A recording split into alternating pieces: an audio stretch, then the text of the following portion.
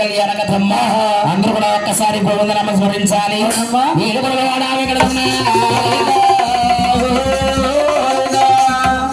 వెళ్ళిపోతే జనం అవునండి. ఇప్పుడు దాకా నవ్వేసుకున్నారు పొల్లు పెట్టి ఎసరు వచ్చి నవ్వేసుకున్నారండి.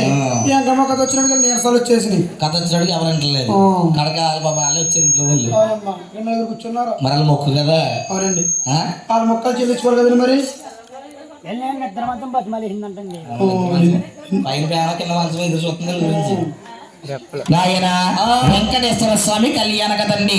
అందరూ కూడా ఆలకించండి ఒక 10 నిమిషాలు తల్లి.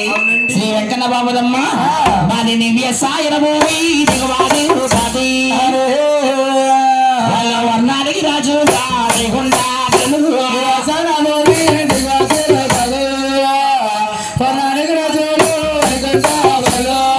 తల్లి పేరమదేవి తండ్రి ధర్మరాజు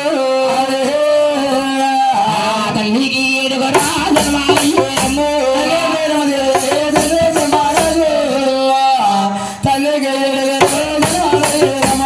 శ్రీ వెంకటేశ్వర స్వామి నివసాయిన భూమి దిగువ తిరుపతి కాపుల స్థలమమ్మ.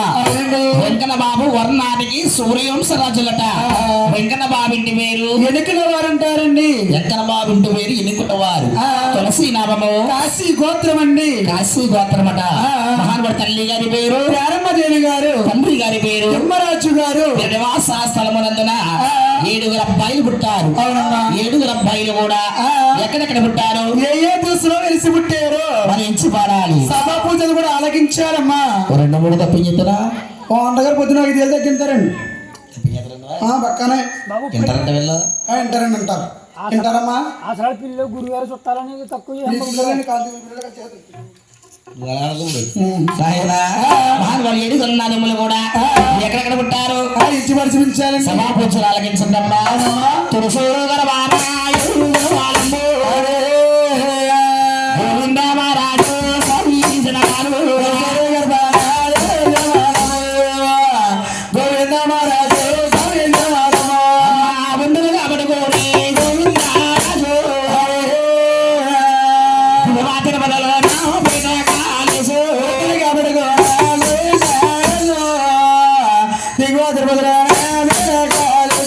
గోవిందరాజు గోవిందరాజు గారినమ్మ 6 ముళ్ళు అడ్డముంటాడు, 9 ముళ్ళు పడుకుంటాడు. మోకాళ్ళు దిగి చేతులుంటాయి. కాళ్ళ కాడ ఆదిలక్ష్మి భూలక్ష్మి బాధాలు పడుతుంటారు. వాళ్ళని దిగబో తిరుపతిలో ఏమంటారు బాబు? తాయారమ్మ పునరి కామాక్షమ్మ అంటారండి. ఈ మహానుభావుడు గోవిందరాజు గారికి తలకాడ బంగారు కొంచెం ఉంటారు. అంటే గురుగారు అన్నగారు అన్నారు గోవిందగా తలగలేవా టిక్కిలేవా బంగారు పూజలు కారణం పడుతూ ఉన్నారండి.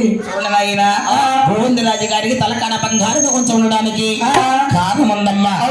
ఆనాడు వెంకటేశ్వర స్వామి వచ్చిన దైవంతా కూడా ఎప్పటికప్పుడు దిగవా తిరుపతి పంపించేవారట. ఒక స్వామి వారికి వచ్చిన ఆదాయం అంటే ఇప్పట్ల కాగితాలు కాదమ్మా. పూర్వం యాగారీలు దప్పడీలు రాగి డబ్బులు సిద్ధి డబ్బులు సకలవతీలు ఉడులు ఆకాశులు అటువంటి వచ్చిన ఆదాయం అంతా కూడా గోవిందరాజు గారి లెక్క పెట్టేవారట.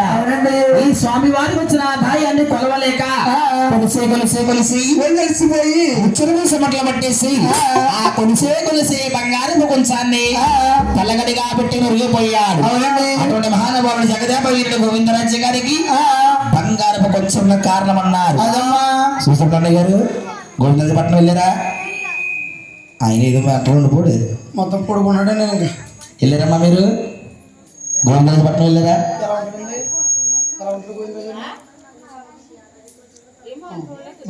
పడుకుని ఉంటాడమ్మా. గోవిందరాజు గారు అంటే పడుకుని ఉంటాడు. మహానుభావుడు నాయన బంగారు పుజం కొన్న కారణం అన్నారు. నాయన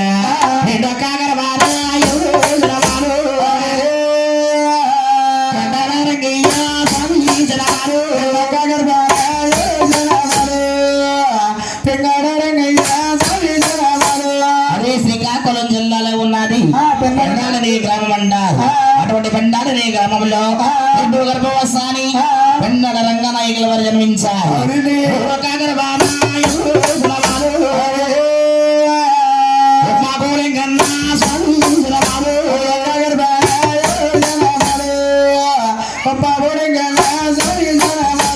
అదే విశాఖ జిల్లా 9 అడ్డ రోడ్డు నక్కపల్లి తాలూకా కొమర్రిపల్లి పక్కన ఉన్నది. దాన్ని మాకల అంటారు. మాకల గ్రామంలో అన్నమ్మగా ముగ్గురు అబ్బాయిలు జన్మించారు. ముగ్గురు కుమారులు జన్మించారు. నాలుగో కాగరబోని ఎవరో జనమాలు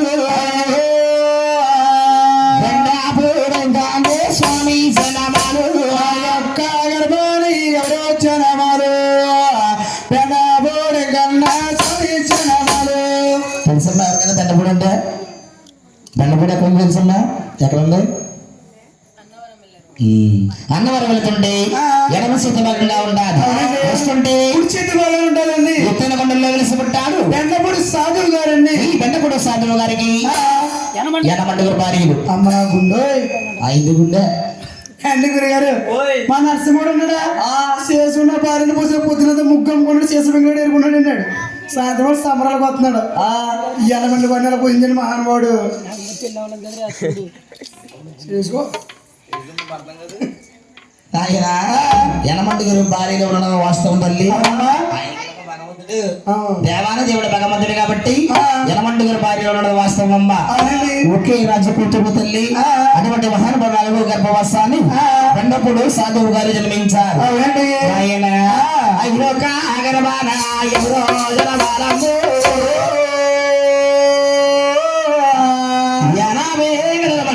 స్వామి జనబాలు కాగరబాన ఎవరో జనబాలము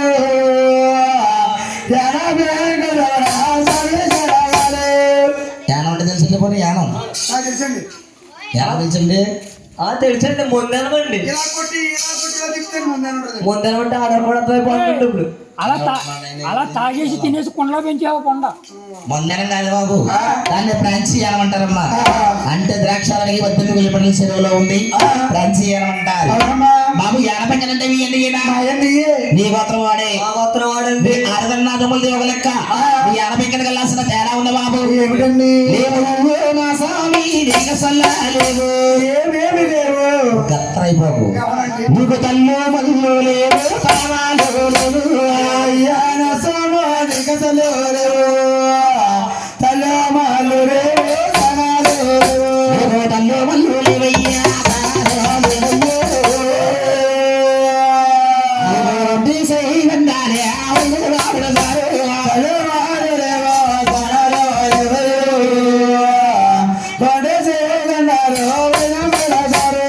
ఏమిటండి కన్నా తల్లి గారికి 7 కుమారులు పుట్టారు.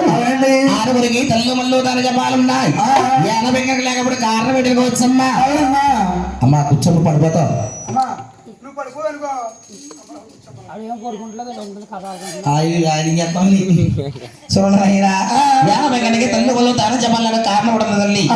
కన్నా తల్లి మేరమ్మదేవి గారికి 7 కుమారులు పుట్టిన తర్వాత ముందు ముందుకి కలియుగం పుడుతుంది.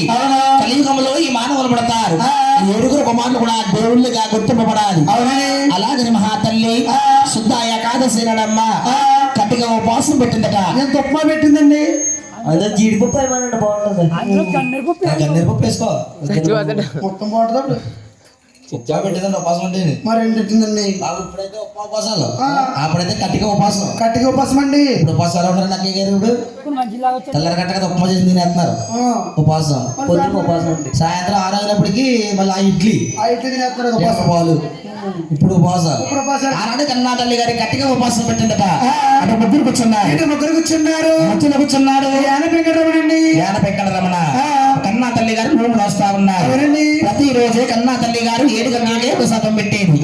ఆనాడు నోములు వస్తున్న కారణం చేత 1 గంట సేరమైపోయింది. అవునండి. యానపెక్కడ రమణకి ఇటుక మట్టుకుందండి. ఇక్కడికి కొడితే ఆత్రం ఇటుకిచ్చి కొడితే పోతాం. ఆకలి బాధ పట్టేసుకుంది. ఆకలి బాధ కాగలేక నా తల్లిదండ్రులు రాజు తెరలేకపోతే ఆరుదలకి తిరమలేదా? ఇవేం పోసలు ఏమి నోములు? ఒడ్డుక్క పైకి లెగిసిపోయి వంట గదిలోకి వెళ్ళిపోయి ఇంటి మీద ఉన్న ప్రసాదం తీసుకుని తృప్తిగా భోజనం చేస్తారట. అవునండి. చేస్తూ కూడా కన్నా తల్లి కళ్ళ చూస్తుంది.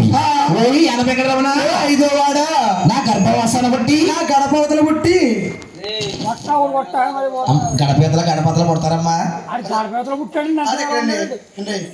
అటు ఇటు కాకుండా పోయో గడపతలు పుట్టి నా గర్భవాసన నా గర్భవాసన పుట్టి నా పొలంలో పుట్టి నా గోతులో పుట్టి గోతులో పెట్టి దొక్కండి నేను గొడవ తిరిగిపోతే కోతు ఊరంతా సరిపోతావు ఈ ఊరికి.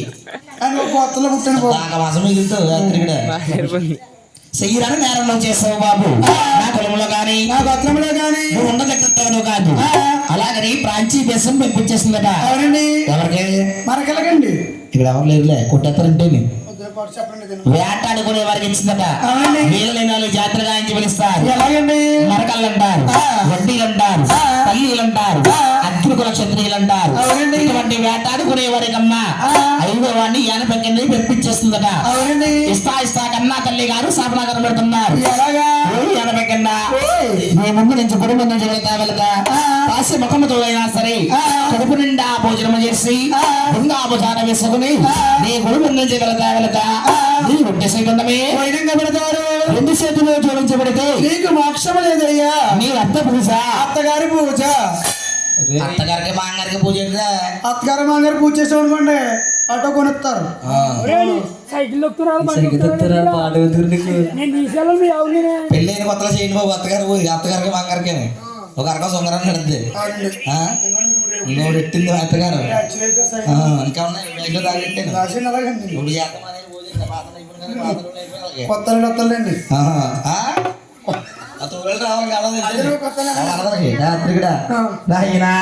అటువంటి అత్త పూజ అన్నారు. అంటే మహానుభావుడు 2 చేతులు జోడించి దండం పెడితే మోక్షం లేదమ్మా. వైరంగా పెట్టాలండి. అదే బాబు తల్లి గారు పెట్టిన శాపనాకారం అండి. కన్నా తల్లి గారు పెంపిస్తా శాపనాకారం పెట్టిందమ్మా. తల్లి శాపం అంటే బ్రహ్మశాపం అన్నారు. అవునండి. గడప దాటకుండా తగిలితా ఉంటారండి.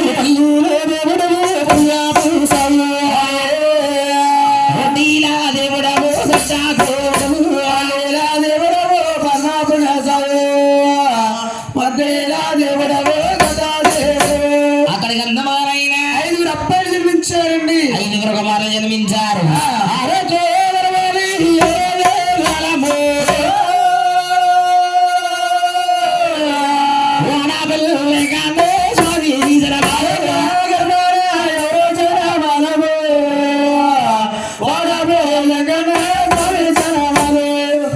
వాడపిల్లని తెలుసమ్మా? పేరు చూసుకున్నారా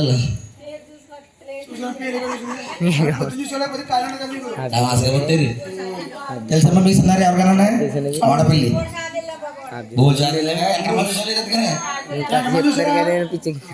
వాడపల్లి అంటే ఆత్రేయపురం మండలం అమ్మ. ర్యాలీ రావులపాలెం ఓపాలంక సేవలో ఉంది. చిన్న వాడపల్లి అంటారు. అటువంటి వాడపల్లి వెంకట మనవడు ఆయన గోదారమ్మట కొట్టుకొచ్చాడు. ఇసుక తిన్నెలపై ఆగిపోయాడు. ఇదేమిటండి భగవంతులు అంటున్నారు గోదారమ్మట కొట్టుకు రావడం వచ్చమ్మ. ఆంధ్రలో కానీ ఎక్కడ చూసినా సరే తల్లి శిలా విగ్రహాలు ఉన్నాయి, రాతి విగ్రహాలు ఉన్నాయి. కానీ వాడపల్లిలో విగ్రహం మాత్రము ఏమిటమ్మా? మొత్తం కాల్ సమర్థం చేయండి మా అక్క. పిల్లలు అడుగుతుంటే ఎలా ఉంటుంది మరి? మా ఇంటిలో ఉన్నారు 2. మహానుభావుడైన గోదారమున గంధపు మానగా కొట్టుకొచ్చాడు తల్లి. ఇసుక తిన్నెలపై ఆగిపోయాడట. ఆ గ్రామ ప్రజలు చూసి రాక మా గ్రామానికి వచ్చావా తండ్రి? అలాగే స్వామి వారికి గుళ్ళు గోపురాలు కట్టి గుళ్ళు ప్రవేశపెట్టాడు. ఈ ఓడపల్లి వెంకటేశ్వర స్వామి చరిత్రనమ్మా. ఒక అమ్మాయికి కళ్యాణం అవ్వాలన్నా, గృహం కట్టుకోవాలన్నా, అబ్బాయికి సంతానం కలగాలన్నా 7 శనివారాలు ఏకసత్రంగా వెళ్ళి 8వ శనివారం ఆగి 9వ శనివారం వెళ్ళి అర్చన చేయించుకుంటే అనుకున్న కోరికలన్నీ కూడా తీరుస్తున్నాడు. వాడపల్లి వెంకటండి 7 శనివారాల వెంకట దర్శనము 7 జన్మల పుణ్యఫలం అండి. 7 జన్మల పుణ్యఫలం అన్నారు. అటువంటి మహానుభావుడు 6వ గర్భవాసాన్ని వాడపల్లి వెంకటేశ్వర స్వామి జన్మించాడట. ఇది ఒక స్వామి వారికి ఒక తీర్థం ఒక యాత్ర ఉంది. ఎప్పుడండి? నీకేడాది ఒకనాడు ఏకాదశి నాడు పిల్లవాళ్ళు కూడా బాబు ఒకసారి ఏకాదశి నాడు తెల్లవాళ్ళు కూడా సీతారాముల కళ్యాణం వెళ్ళిన 3 రోజులు వస్తుంది తల్లి. దాన్ని మత్తత్ర ఏకాదశి అంటారు. అటువంటి రోజున వాడపల్లి క్షేత్రంలోని స్వామి వారికి ఎన్నెన్నో పూజలు జరుగుతా వైభవంగా తొలతూగుతా ఉంటాడు. అటువంటి మహానుభావుడు వాడపల్లి క్షేత్రమమ్మ కోనసీమ తిరుపతిగా ప్రసిద్ధిగా అయించిందట. అక్కడ గంధమ్మగారు అయిన 6 అబ్బాయిలు జన్మించారు. 6 కుమారులు జన్మించారు. 6 కుమారులు కూడా ఎవరు రాజ్యాల వల్ల వెళ్తా ఉన్నారు. ఈ కన్నా తల్లి పేడమదేవి గారికి యవన కాలం పోయి నది కాలం వచ్చిందట. అంటే 70 సంవత్సరాల వయసు పైపడిపోయిందమ్మా. కన్నా తల్లి గారు నిద్రపోతా ఉన్నారు. చెప్తారు ఇందాక చెప్పాం కదా అమ్మ ఇందాక గుర్తుపెట్టుకోమన్నాం కదా ఏంటమ్మా జ్యోతి అంటే ఎక్కడి నుంచి వచ్చింది జ్యోతి అది శ్రీనివాసుడు శిలారాడిగా మారిపోయాడు ఆ రాడు నుంచి జ్యోతులు తెలిసి ఆకాశ మార్గముగా చూస్తా ఉంది ఆ జ్యోతులు నా భగవంతుడు చూస్తాడు అరే ఈ కలియుగంలో 7వ వాడిగా వెంకన్న బాబుగా పుట్టాలంటే కన్నా తల్లి గారి పేరంలో గర్భంలో పొందుకోవాలి అలాగే నా జ్యోతులు నా భగవంతుడమ్మ నిద్రపోతున్న పేరమ్మ గర్భంలో పొందుకుని